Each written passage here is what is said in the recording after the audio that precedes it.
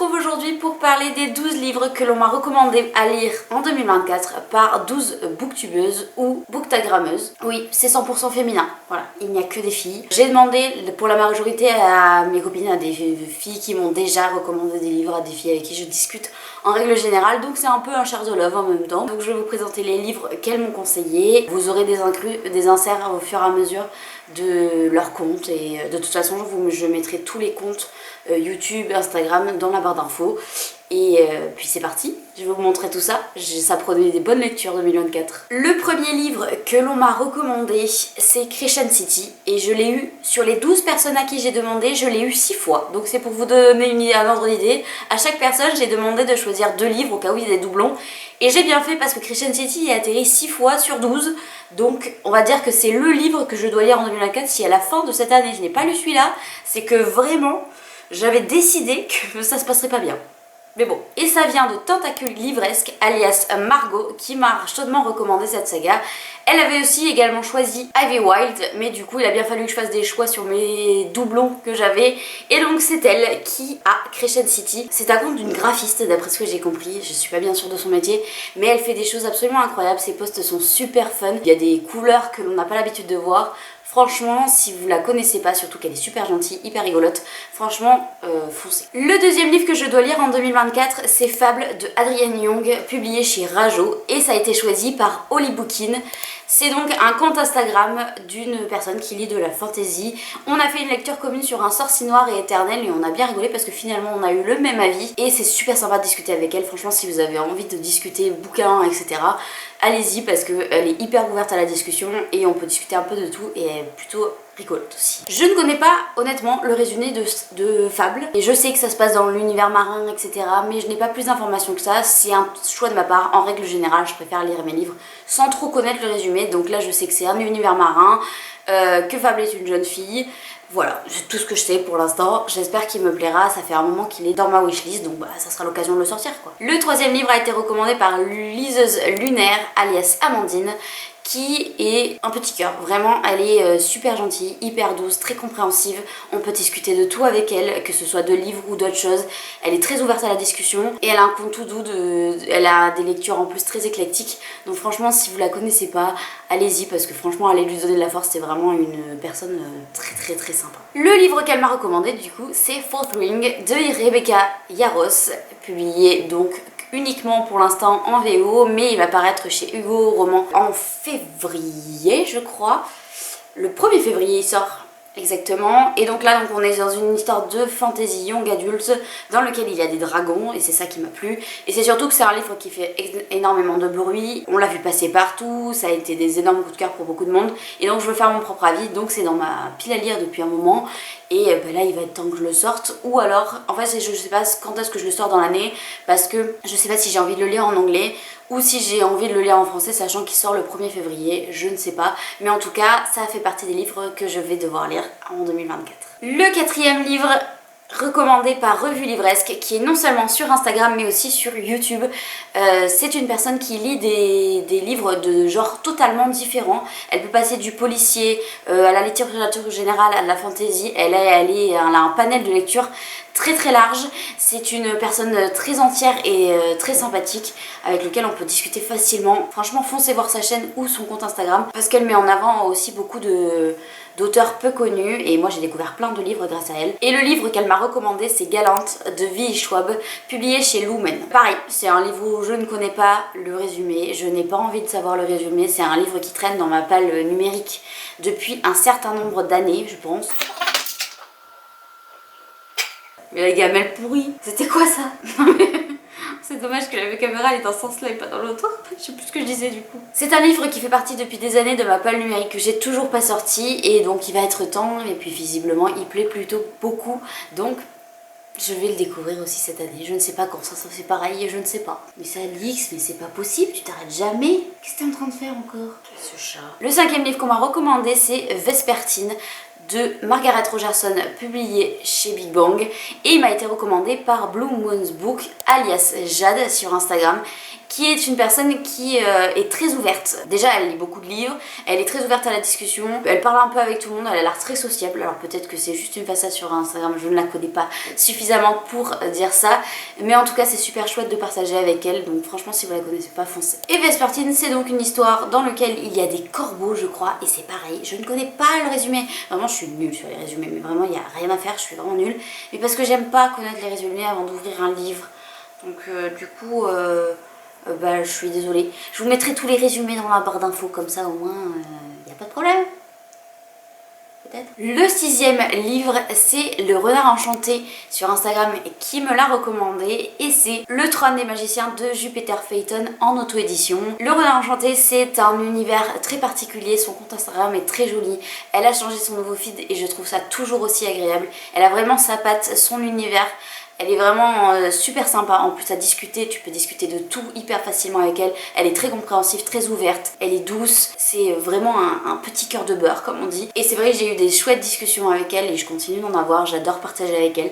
Donc je suis très contente qu'elle fasse partie de cette vidéo là. Le Trône des Magiciens, c'est encore un livre dont je ne connais pas le résumé, mais je suis très contente de soutenir une autrice en auto-édition qui marche plutôt bien. C'est vrai que Jupiter Phaeton, on la voit un peu partout, on commence à la voir de plus en plus. Et donc je suis très contente de pouvoir la soutenir, sachant que Le Trône des Magiciens, ça fait longtemps qu'il me fait de l'œil. Je sais que j'ai connu le résumé à un moment donné, mais j'ai oublié et j'ai pas trop envie de me le remettre en tête puisque c'est un livre que je vais devoir lire sur cette année. Le 7e livre m'a été recommandé par Lady Woodmousse alias Manon, qui est non seulement sur Instagram mais aussi sur YouTube.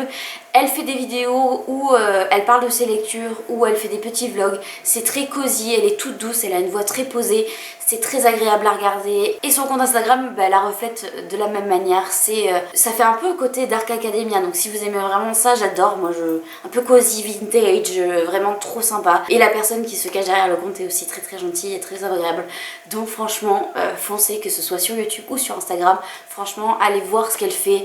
Elle mérite le coup d'œil. Le livre qu'elle m'a choisi, c'est donc La vie invisible d'Adi Larue de Vili Schwab, publié chez Lumen. Et je sais que ça a été un énorme coup de cœur pour énormément de monde. Il est dans ma wishlist depuis un long moment et je me dis qu'il faudrait peut-être que je le lise parce que ça a déclenché des gros coups de cœur pour certaines personnes et ce serait dommage de passer à côté de ça. Alors visiblement le rythme est très très lent, j'ai lu pas mal d'avis en disant que c'était assez contemplatif, mais que ça avait déclenché des énormes coups de cœur, donc bah, j'aimerais bien essayer pour voir ce que ça donne, sachant que Vili Schwab, je commence à avoir lu quelques-uns de ses titres et je me dis que ce serait un de plus à rajouter, sachant qu'il est complètement différent de ce qu'elle a l'habitude de faire à côté. Donc voilà, c'est encore un livre qui s'ajoute en plus. Le 8e livre m'a été recommandé par Reads of Melissa, alias Melissa, du coup c'était assez facile à comprendre. On la retrouve sur Instagram, elle fait des posts très jolis, elle fait des réels très rigolos, je la trouve très très drôle.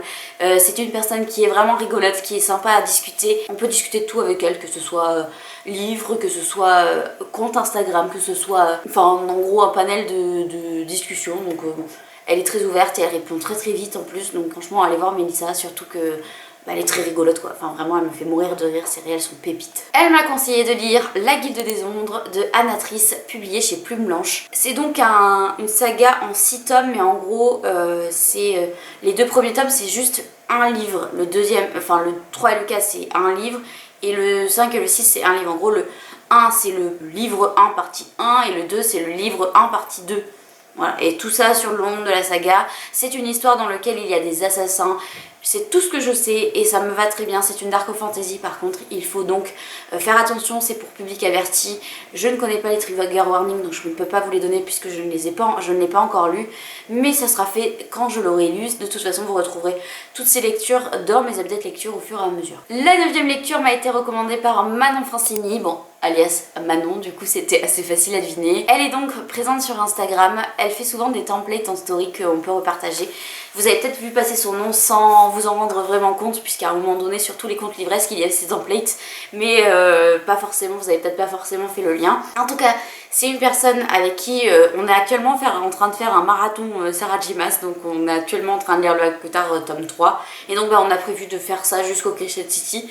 Mais en tout cas, j'adore discuter avec elle, j'adore partager la lecture, on discute de d'autres sujets aussi, elle est vraiment super agréable, hyper gentille. Franchement, allez lui parler, elle est trop gentille, allez découvrir son compte. C'est vraiment l'un de mes coups de cœur de Bookstagram, et vraiment, elle mérite beaucoup plus d'abonnés qu'elle n'a. Elle est vraiment trop gentille, voilà. Elle m'a conseillé Le Serpent et le Descendant de la Nuit de Carissa Broadbent qui est sorti chez Bookmark. La version reliée, quand j'ai voulu la commander, bah finalement en fait elle n'existait plus. Enfin en gros elle est indisponible partout, donc j'arrive pas à la trouver.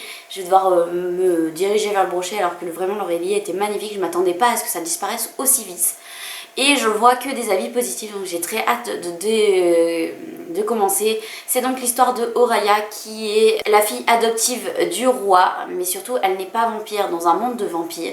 Et donc elle veut survivre, et pour ça elle va participer à un tournoi organisé par la déesse de la mort elle-même face à 2 autres maisons, et elle va se faire un allié en particulier, un vampire, un certain vampire, et ça va découler de là, sachant que c'est un peu lui qui va déterminer le reste de son parcours. J'ai entendu que des avis positifs en VO, j'ai entendu que des avis positifs en VF, donc j'ai juste hâte de le lire. Ça fait partie des livres que j'aimerais lire en début 2024, mais je ne sais pas si je vais y arriver. J'espère, je croise les doigts. Le 10e livre m'a été recommandé par Cha Bookslover sur Instagram. Elle a un univers bien à elle, ses publications sont uniques. Franchement, vous pouvez aller les yeux fermés regarder son compte, il est magnifique. Elle a vraiment des idées de posts splendides et la personne qui est derrière est super agréable, et j'adore discuter avec elle. Donc elle m'a recommandé If We Were Villains de ML Rio, publié donc là chez Phibs parce que j'ai la version reliée, donc avec les espèces de fleurs là, très jolies. Bref, c'est donc une histoire dans laquelle, d'après ce que j'ai compris, un homme est libéré de prison et il se rend à un endroit sauf qu'il y a un meurtre. Voilà, c'est tout ce que je sais pour l'instant. J'ai juste hâte de le découvrir, sachant qu'elle a eu un énorme coup de cœur dessus. Donc j'espère avoir le même coup de cœur qu'elle.